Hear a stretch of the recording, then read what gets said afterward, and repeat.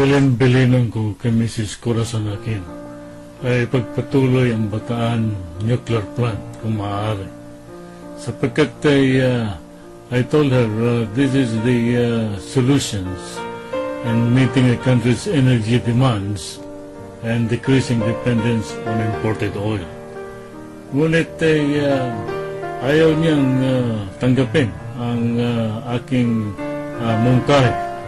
At maalala daw ng taong bayan si Marcos habang andyan ang Bataan nuclear plant. Anong klaseng pag-iisip yan?